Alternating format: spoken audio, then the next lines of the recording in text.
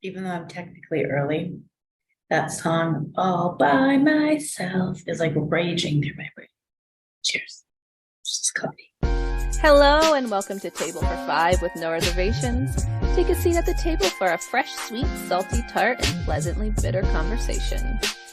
Hello, and thank you for taking a seat at our table. This is the beginning of a new series we're starting all about schooling. And since everyone's either gone back to school or is going back to school soon, we thought it'd be a good time to do this. Joining us at the table tonight is someone really cool for me. It's Jesse's first ever special education teacher. So he had her for a year and a half in preschool. And I'm really excited to talk to her. And really, I think it's a good way to start the series kind of at the start at preschool, early intervention, all that jazz. So with me at the table tonight, I have Tabitha. Hello. Jen. Hi, everyone. Kim. Hi. Rachel. Hey, everybody. And Katie. Hello. So Katie, do you want to give a little introduction of yourself and what you do and all that jazz? Sure. My name's Katie. I have been a special education teacher for preschool for 10 years. I've worked in preschool for 12 years, or maybe 13. Math. That's why I'm in preschool. I have been a teaching coach. I have been a classroom special education teacher. I've also done Child Find, which is the evaluation team that identifies students with disabilities. Outside of work, I am married to a firefighter. I have a 5-year-old daughter, and I love trashy reality TV and crocheting. Really I was like, yes, my people, when I read your bio. I love trash Trashy TV too. So Makes you much. feel better about yourself. It really does It's, feel like you're just a notch above those people. It's great. Yeah, it's like I'm Great, doing yeah. fine. Yeah, look at me go. Fine. I didn't slap any other women today. I'm good. Exactly. I didn't have my first drink till 11. No, I'm kidding. It was 12. Didn't flip a table. It's all fine. Speak for yourself, Katie. So what are you currently teaching? Are you in a preschool right now, Katie? So I am currently the coach for the special education preschool teachers in our district. Okay. Mm, Is that better? no. Am I being honest? No. Now I just deal with adults all the time. And adults are really open to shifting their mindset. So flexible. So flexible. Nobody's died yet, including myself. Let's start with the importance of early education, especially for kids like ours on the spectrum or who have disabilities. I know for a lot of people, even when I first started, the idea, because our kids are a little more fragile, a little more guarded by us because we know they're more of their can'ts than cans, because especially at that time, that's all you're told. And so I remember the idea of like sending Jesse to preschool, especially how they wanted me to a year earlier than I was planning on, was really scary. Can you tell like the moms out there who have little ones, what's the importance of the early intervention and the early education? Sure. I think that for a long time we leaned into like research, and it was like, oh, if you go to preschool, there's all this research that there's all these future benefits. Frankly, there's a lot of that they are saying might be not as true nowadays. I think that something that I like to focus on is something that I don't know that there's a measurement for, which is just you're learning how to be at school. Like, it's not necessarily that you're learning all of these academics and all these things, but you're learning like what is it to leave your mom? What is it to come and answer to another adult? For a lot of kids, what is it to be in a room full of 12 kids that are the same age as you? Learning how to like sit down on a carpet. Like, you don't do those kinds of things at home. Line up at a door. Like, nobody's doing that in their house unless you have 12 kids. But like, it's just those kinds of things. And then I think for myself, just as a special education advocate, especially for at least in the school district I work in, it's inclusion. And it's at this age, we know this about a lot of things, race, all of the things. Kids don't see difference as something that's negative. So when you can start them in these situations where they're all kind of mixed together, it's just something that you're teaching. Yeah, they learn different. They're still learning this. They're still learning that, just like you're still learning this. Like, I think about my own 5-year-old who is typically developing, whatever that means. And this summer, she's been coming with me and she's been attending in our inclusive preschool summer school down the hall. And this is the first time that she's been in an intentionally inclusive environment. And it's been really nice for me to see, because I'm used to being the person who comes in and, a lot of the typical kids are like, oh yeah, so-and-so's over there waiting for you. And it's like, yeah, I know. But it's interesting to me to have my own kid come to me and ask me questions like, well, why is so-and-so learning differently? Why do they do this? And being able to have that conversation with her, it's so important because I'm then that person that's giving her the perspective that like, yeah, it's just different. It's not a big deal. It's different. How can you help them? How can they help you? You know, how are you still making friends? And I think that's just so important at this age because they're so young and they don't know that different doesn't need to be negative. Yeah. I think about that too, because the preschool that you met, Jesse, was inclusive, which was nice. It also helped me see, because he was my first child, I hadn't seen him around peers. So as hard as it was to see him around typical peers, it also was like, oh, a gauge, because when we came in, I mean, I don't remember, we were given this kind of like unsure, Yep. maybe he's autistic, maybe Because of the social piece. Yeah.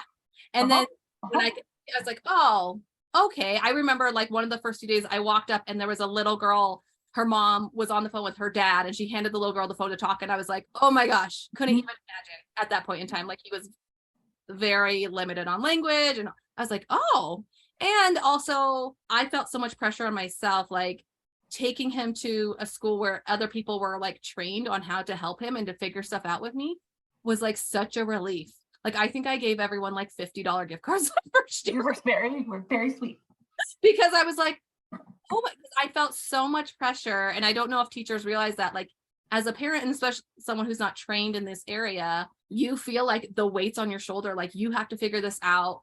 Why can't my kid do this? Why can't my kid do that? And then just have other people as a team like, oh yeah, we'll figure out. I was like, oh, okay, thank you. Like, it's so hard at first.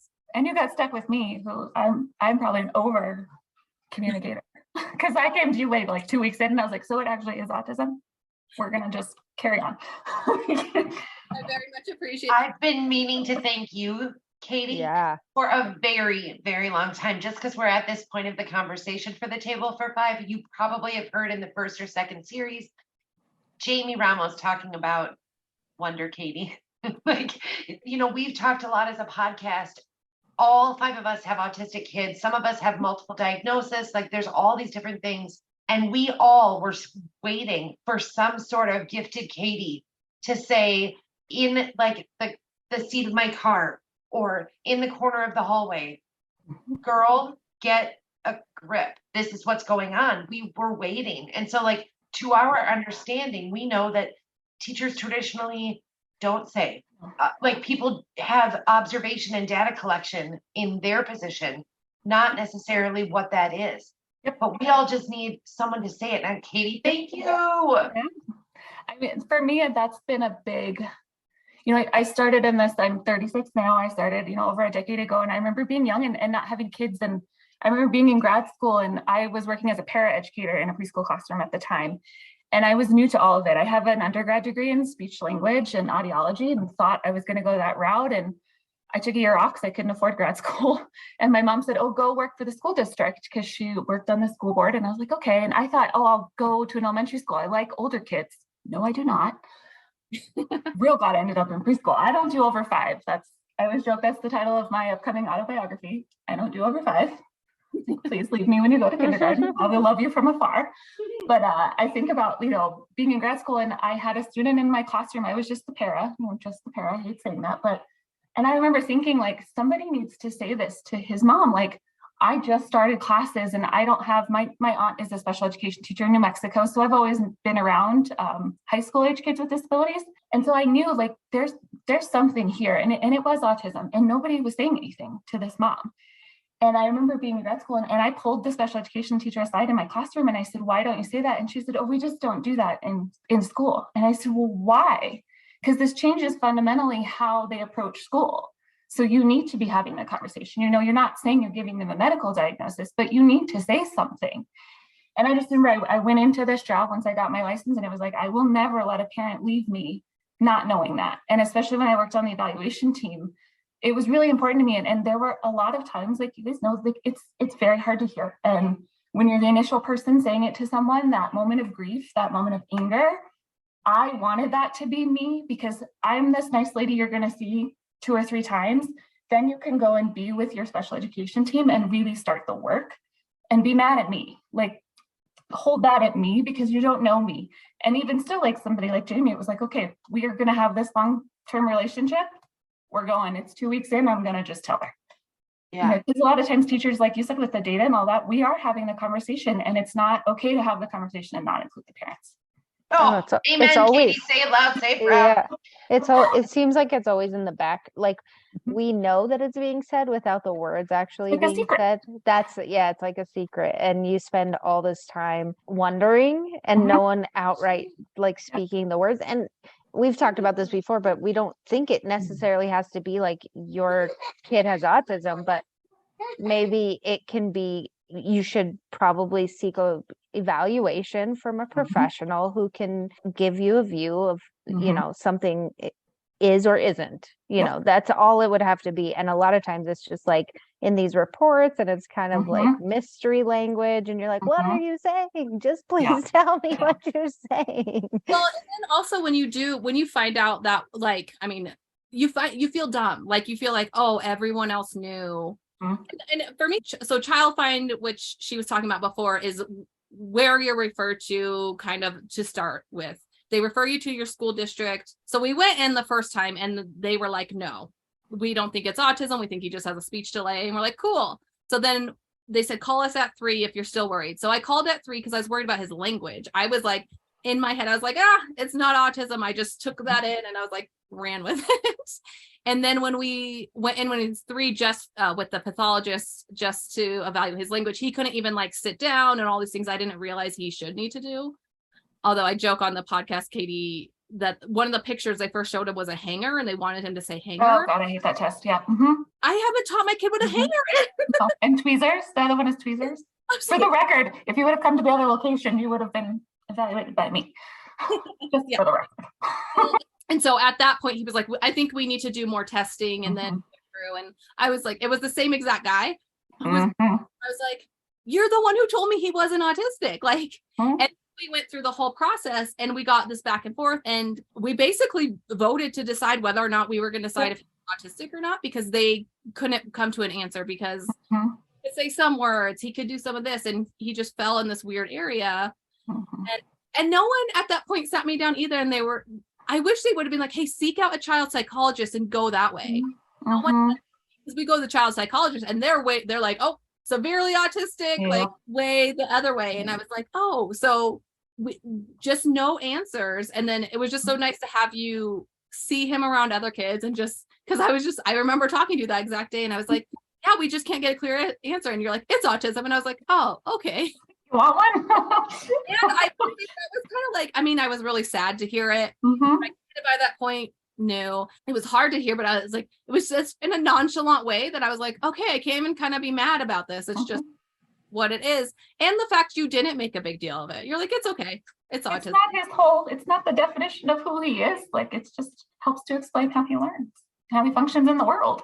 I think a big part that is another reason why I see something is kind of the two-sided coin with autism that we deal with right now, that there's a massive overdiagnosis.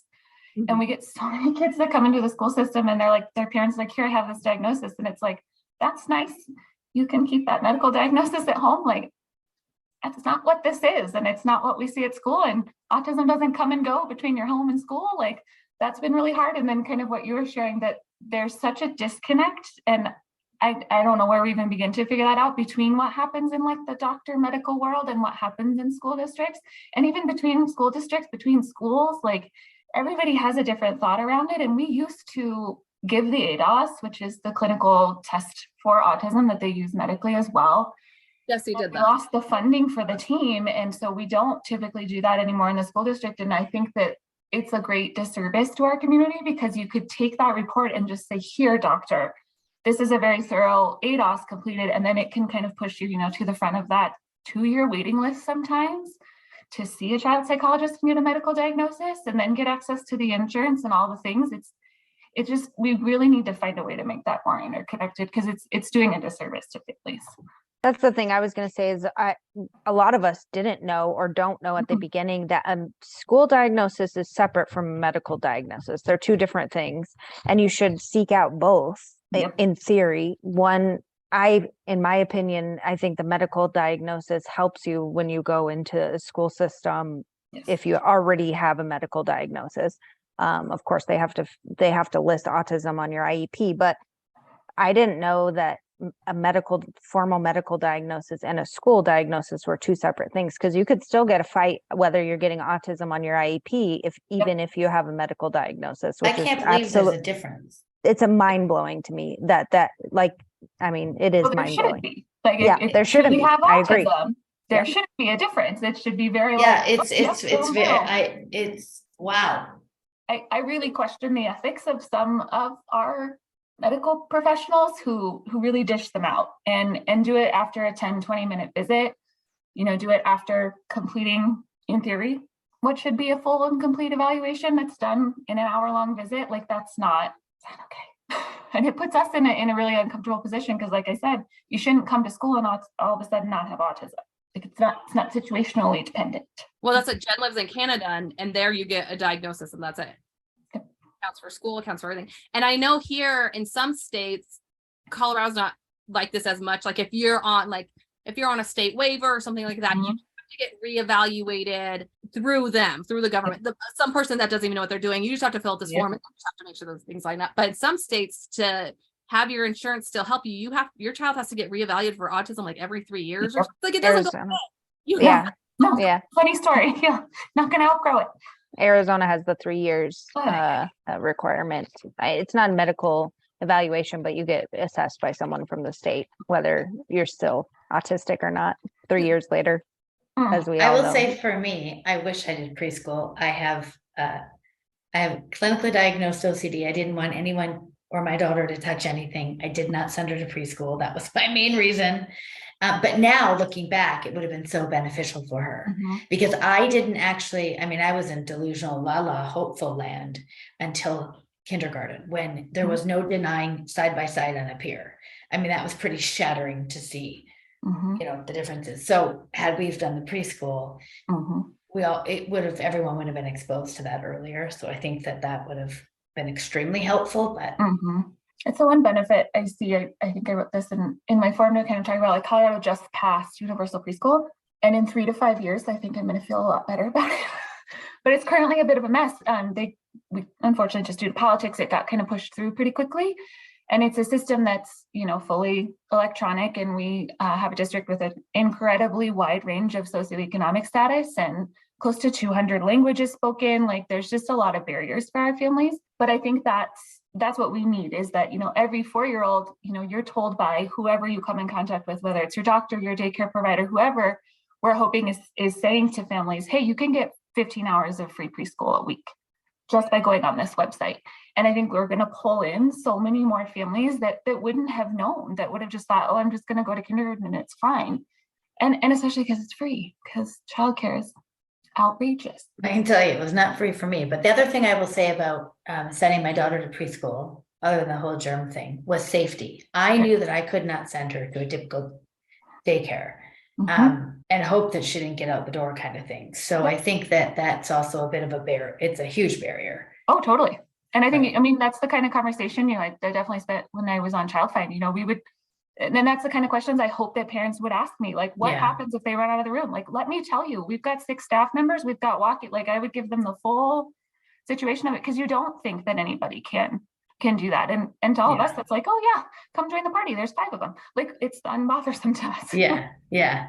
Well, and I think part of it too with public education is that that feels different than daycare or a therapy center, is that there's a closed door in education for parents. It's a completely different feel, even in preschool, that you don't know what's happening in the classroom unless you're like pressing and asking. And I will say, preschool for both of my kids, developmental preschool, is the first time that I felt like we weren't getting a bunch of no's, or that my kids didn't necessarily fit into the program. We were getting a lot of yeses, or here's all the things that are happening, here's all the progression, even for our daughter who's nonverbal. So, but it does have a different feel where you don't know what's happening, and it's terrifying. It is terrifying. And it was even scarier during COVID. So no access. Well, and that's like opted out of COVID. Yep, I remember. Yeah, because it was like, I already don't know what's happening, and then we were going into school with a new special education teacher who he still has, and she's wonderful. But I was like, I did not feel comfortable. But on the other side of that, it's like usually we send our kids to daycare or another place, and you have to be so involved because they don't have a team there. And so sending them to school with a team, and this is what I want to talk about too. So I went to elementary school in the same district. I was in special education because I have a reading disability. And it's so different from when I was a kid. And so talking a little bit more about that, like the difference now in what, you know, especially like we didn't even have preschool when I was go to like a city preschool and stuff like that, which I did. And then kindergarten, which was half days. We just missed, my daughter's just going on to kindergarten. So we just missed this universal preschool thing. And I'm kind of glad because Same. it looks like a mess. And I wouldn't want her to go to preschool all day, but I know some kids do need that. And it is great that it's more accessible because I used to nanny a kid in a neighboring district that did that, and he went to all day preschool and it was great for him. But what is it like when a kid goes into preschool? What's a team look like? Like, let's say an autistic kid, we can talk about Jesse, like he goes into preschool for the first time. What would the typical team be surrounding him? So it depends on what's identified in the IEP, but our classrooms are staffed with a facilitator and a paraeducator who are classified employees that are in the classroom at all times. It would be someone like myself as a special education teacher, usually a speech therapist, an occupational therapist, a mental health provider, which could be a school psychologist or a school social worker.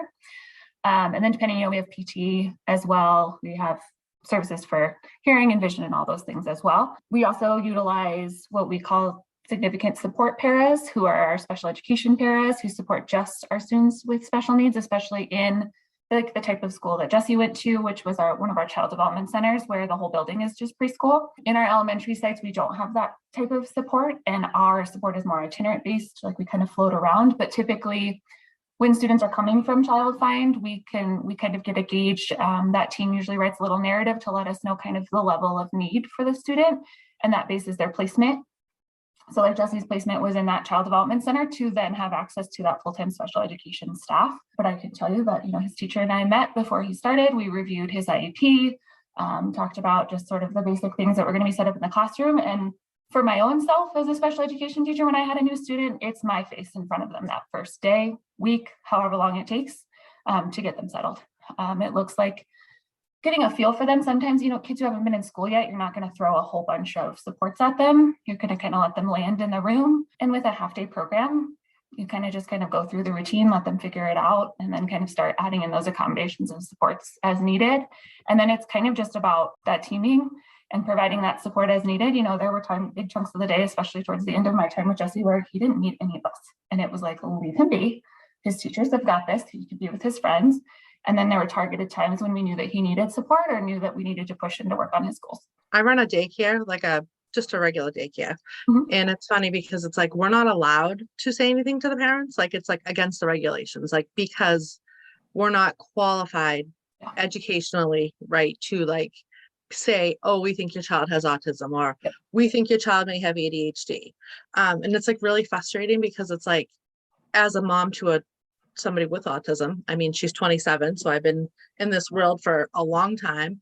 I obviously have a big awareness of it. And one time early intervention was there, and I was like, yeah, they're like, have you brought it up? I'm like, no, we're not allowed to. Have you? And she goes, no, I'm not allowed to. And I'm like, well, who is supposed to tell these parents? Because I just had a family who's working with early intervention, and they're kind of like pushing this mother to get this child evaluated, and she wanted a meeting. She wanted us to kind of come in and like, she was very jarred by the scores, you know, those low scores that you see in writing, and kind of wanted us to, I think, counteract what the early intervention person was saying, because, you know, everybody's telling them, oh, he's just a late talker, he's just this, he's just that, you know. And because she directly brought it up and directly asked, I was like, okay, like, this is not a professional opinion, but from my personal experience, you know, I can tell you X, Y, and Z.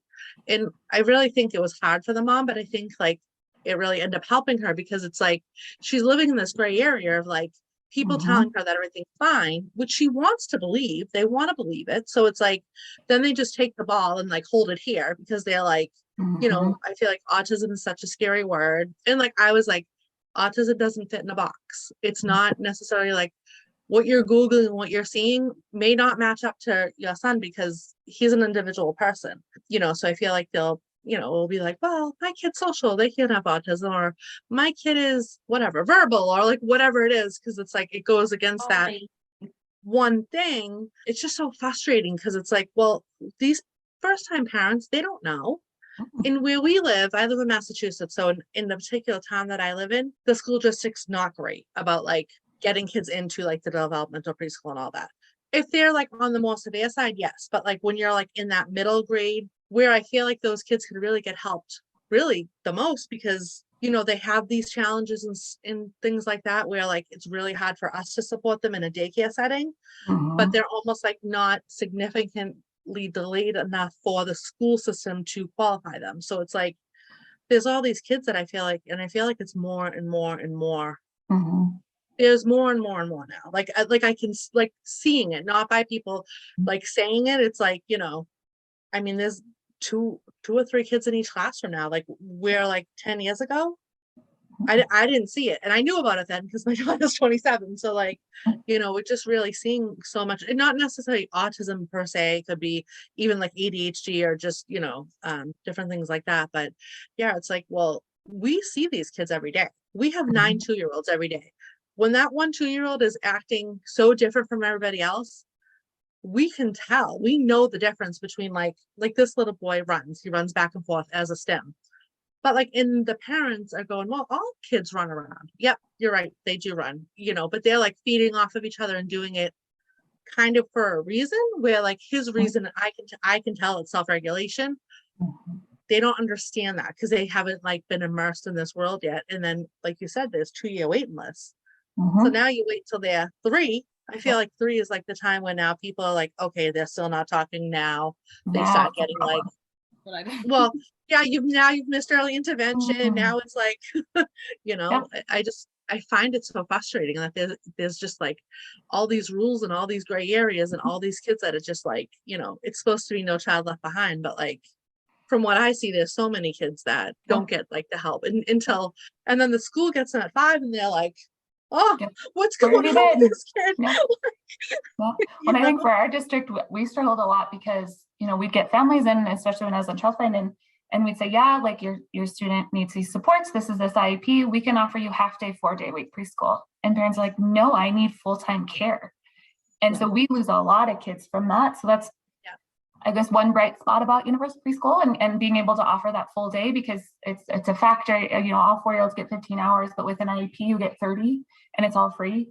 So I think that part will hopefully provide a little bit more participation for our families. And I've seen that, like, so we have, the more severe children can get the full school day, which would be like the 9 to 2:30 or whatever. The other kids either get like the 9 to 11:30 or like the 12 to 2:30. And how can you do that when you're working? You can't. I quit the 2 school years ago. For some people, to get my own child. Yep. Some people it's not a choice, right? Because if you're a single mom and you're the only one working, then you have to choose between like giving your child services or like putting a roof over your head or food on the table. Like that's just a terrible position for people to be put in. And like you said, a lot of people end up, just going, I mean, I can't do this. How can you do this when you're, if you're working 60 minutes away or whatever it is. And if the daycare is able to keep them, like if they see that it's like, well, they're able to stay at daycare, so why would they need this preschool support? It's a really hard transition. They get around transportation now. So like they used to provide transportation to anybody who was part of like the special needs preschool and stuff like that. And now they're like finding loopholes that it's like, oh no, there has to be a reason to give them transportation. So like money. So they could get picked up from daycare and brought back, which I mean isn't really honestly the best case scenario for the daycare, especially like getting sent back in the afternoon. But now that option's taken away too, so it's my 2 kids, we have 4 pickup and drop off times every day. 4. 8:15, 9 o'clock, 11:30, 2:30, or 1:30 if it's early out on Wednesdays. Try to find a job that works around that. It is massively hard. And you do have to make those choices because then you have to add in speech therapy, OT, any other services, and if you're lucky, some kind of fun activity that you want your kids to participate in, if possible. It's just complete madness to juggle the schedule. It really is.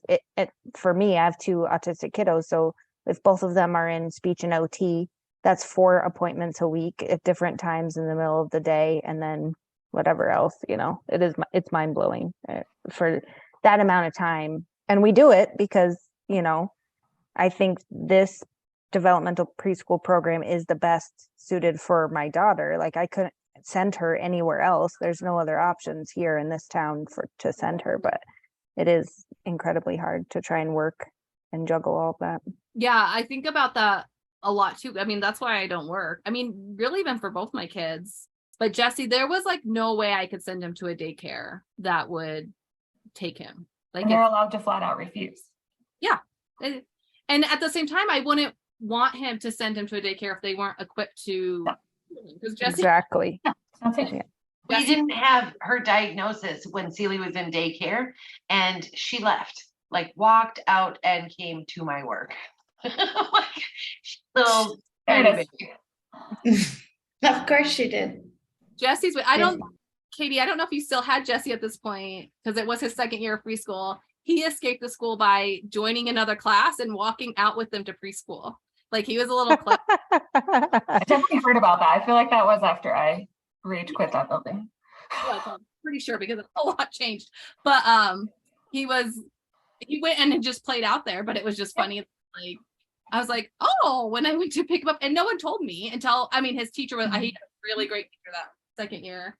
And she told me immediately, and she felt so bad. And she's like, I'm getting a report written up about me because of it. And I was like, oh my gosh, I'm so sorry. But she's like, no, I deserve it. Like, I was like, he's just a clever little guy. He figured out he just joined another class. Then I get a longer recess. This is great.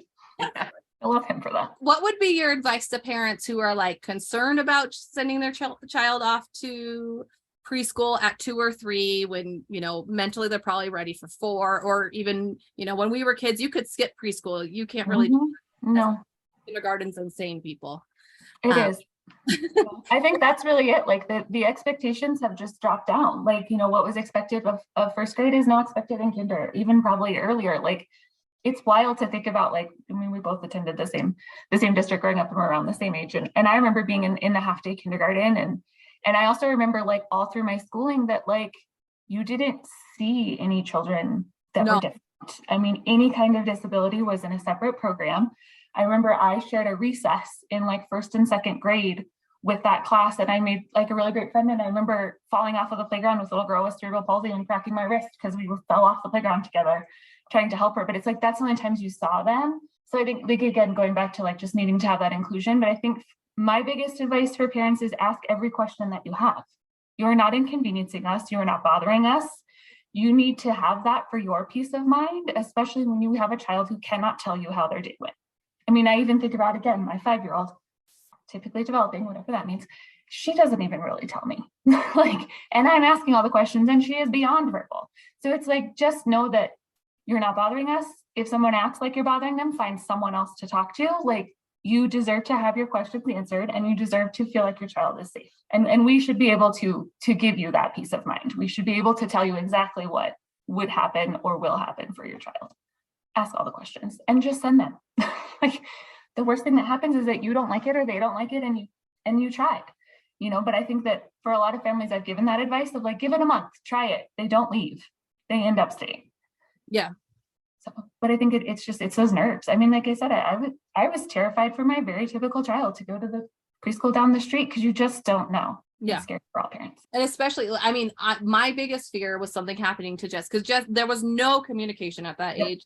There's no way he would have told me if anything happened. Like, it's even hard to remember back to that. Like, we have very little like communication now, but if he's hurt, he can tell me. He often tells me he doesn't like people at school and stuff like that. But I think that now it's more manipulative because he just doesn't like school and he's just trying to get out of it. And therapies too. He'll be like, oh, I don't like that person, but nothing. And I don't know if it was you or another friend of mine who's a special education teacher taught me about the back and forth book.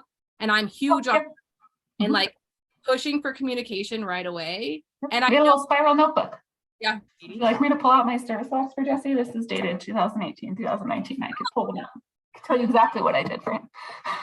You can buy Jamie Ramos's communication book on Amazon. I know. I send them to teachers all the time. But really pushing for it. And then I get a lot of people like, oh, the teachers just won't do it. And I'm like, put it in their IEP. Exactly. Yeah. And I remember one of his preschool teachers like won it right in there. And it was always the, like a speech therapist or you or someone else. But like you said, if someone's not being communicated with you, like sometimes it's been like this last couple of years, Jesse has a very nice speech therapist who's a little overzealous, but she wants everything that's going on and in some ways I'm like, oh, this is a lot. But other ways I'm like, you know what? This lady is dependable and I know I can talk to her about things, and she's not there all the time and stuff like that. But I know like she's really open to communication. So I lean into that. And the people that aren't as open to communication, it's like, if you're not going to fill out my book, I'll email you. Like I will get information, because I think that was the scariest part for me, was the lack of communication for my son. The elopement was scary, but he actually wasn't as bad at school. That was just for me, I guess, with eloping. Yeah, I never. But he wasn't as bad with that. So like, that was nice to find out though, immediately, like, oh, he's not trying to escape the room like you thought he would. I'm like, great. But I had no clue what was happening during his day at all. Especially that first year. Yeah. Like I didn't know if he was going to the bathroom, because he would just hold it. I mean, he was still in diapers at that point, but he would just hold it all day till he came home and stuff. And I'm like, can you guys just tell me what's happening? So I think like getting over that stuff and really going in, like, I always say, go in positive, but go in knowing what you want. And then you'll learn what you need and want more and more as you go. Like things, obviously, if this is your first time your kid's away from you, you're going to figure out like, oh, I really would not like him to be eating fruit snacks as a reward every day. Can we not do that? Like, can we not? Having that line open. To wean a lot of kids off of Skittles over this 4 week.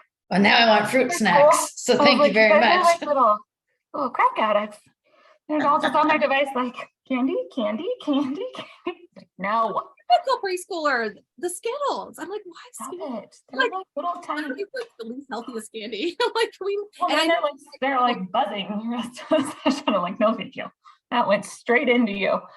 Oh God. Yeah. Well, and I think too, like a piece of this Colorado, and I'm sure it's other places, is the teaching shortage. It's so important that you are really requesting those meetings, having those conversations with teachers, because like we are incredibly short-staffed and it's awful, and we are spread far thinner than we should be, especially in special education. So just having your voice heard and giving, like, you want all of these things, but what's your bare minimum? Like at a bare minimum, I expect this every day. Like I would love to have conversations more that look like this, but really like having that conversation and thinking about that for yourself of like, what can I accept?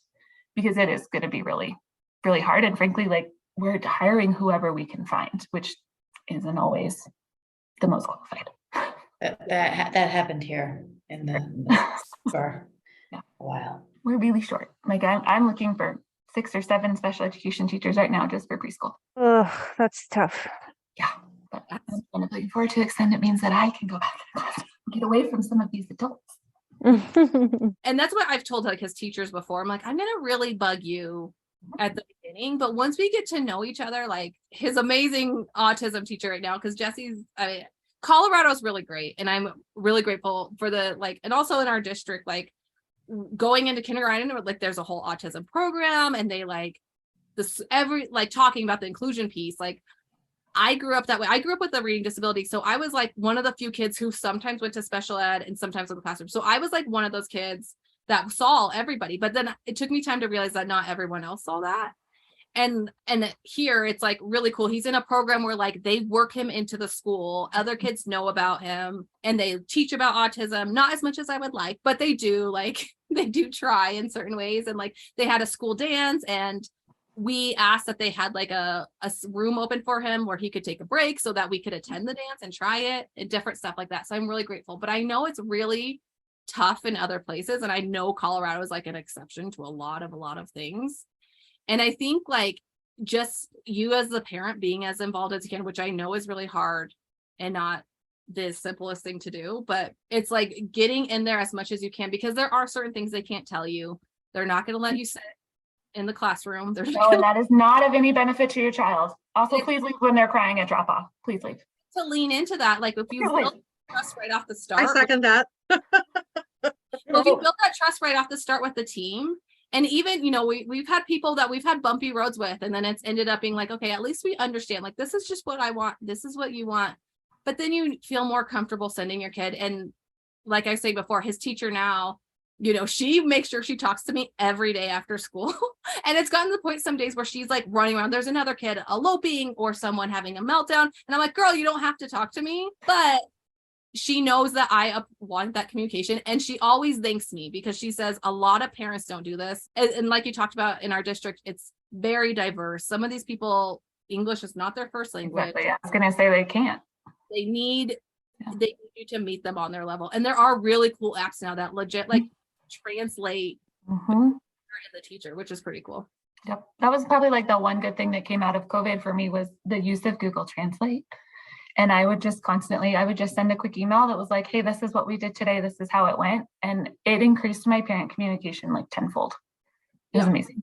Well, and I was shocked, and even in Jesse's preschool, by the lack of communication from the typical teachers. Like, I remember when I was in preschool, you got sent home with like a little paper every day, and it, like you circled the green face if you did well. They do nothing.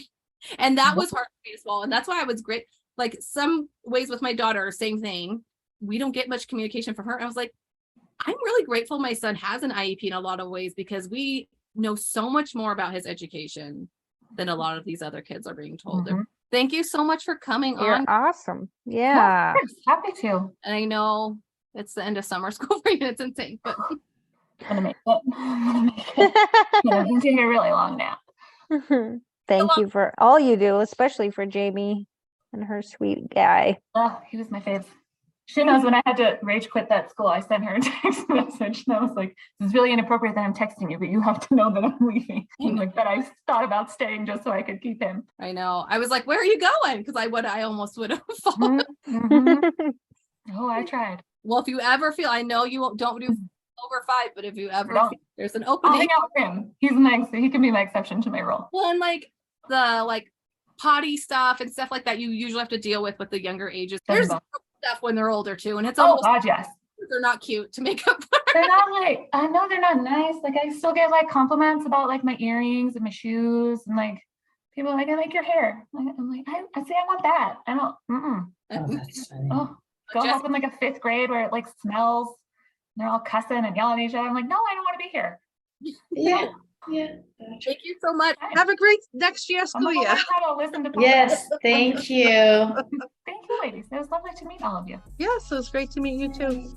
Thank you for joining us at the table for this episode of the Table for 5 No Reservations podcast. Big thank you to all of our supporters. If you would like to become a supporter, please check out the description of this episode, where you will also find episode information, how to sign up for our newsletter, and find links to us individually. Join us next Monday for more, and while you wait, check out our content on Facebook and Instagram. If you are enjoying the podcast, please subscribe and rate and review us wherever you listen. To contact us, you can email us at tablefor5podcast@gmail.com. We'll see you next week.